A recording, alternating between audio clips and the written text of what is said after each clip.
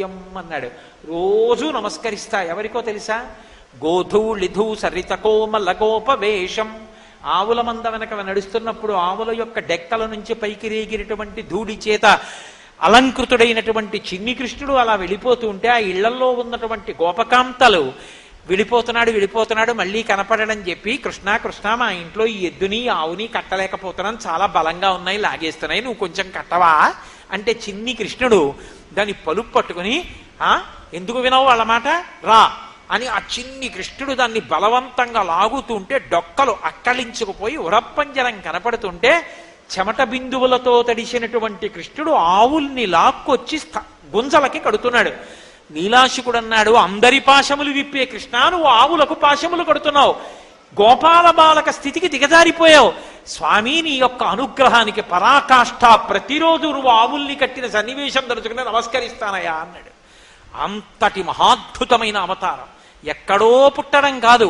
ఏ పాములెరుగక ఏ పారుమేటికి పశుల కాపరి ఇంట పాము కలిగే, ఏ తల్లి చనుబాలు ఎన్నడెడుగని ప్రోఢ తల్లి యశోద చన్నుల పాలు త్రావనిరిగే, ఏ హాని వృద్ధుల నిరుగని బ్రహ్మంబు పొదివిటిలో వృద్ధి పొందనుందే, ఏ కర్మములు లేక వెలయునొక్కడికి ని జతకర్మంబులు సంభవించే, ఏ చదువులనైన ఇట్టిట్టిదనలాని అర్థం అవయవములయందు అందముందే, ఏ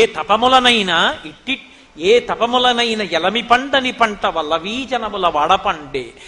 ఏమీ తెలియనటువంటి గోపాల బాలురు గోపకాంతలు మొలకడిగితే తలకడగరు, తలకడిగితే మొలకడగరు, అటువంటి వారి మధ్య ఆడుకున్నాడు. వాళ్ళందరూ తన్నారు, గుద్దారు, కౌగిట చేర్చుచు చెట్టపట్టుచున్ తన్నుచు గుద్దుచున్ నగచు తద్దయు కైవడి కూడియాడుచున్ మన్నన చేయు వల్లవ కుమారుల భాగ్యము విత్తయొప్పునే అన్నాడు బ్రహ్మగారు. ఏమదృష్టమయ్యా! పరిపూర్ణావతారం, రాశీభూతమైన బ్రహ్మము తెలియదు వాళ్ళకి. గోపాల బాలురు పట్టుకుంటున్నారు, కౌగులించుకుంటున్నారు, గుద్దుతున్నారు, తంతున్నారు, మీద పడుతున్నారు, సద్యన్నం తింటున్నారు, కృష్ణుడికి పెడుతున్నారు, కృష్ణుడు తింటున్న సద్యన్నం వాళ్ళకి పెడుతున్నాడు. వాళ్ళకన్నా అదృష్టవంతున్నా నేను, ఎందుకు ఈ దిక్కుమాలిన బ్రహ్మ పదవి నాకొద్దు, తీసేయి. ఎన్నడునైన యోగి విభులెవ్వని పాదపరాగమింతయున్ కన్నుల కానరట్టి హరి.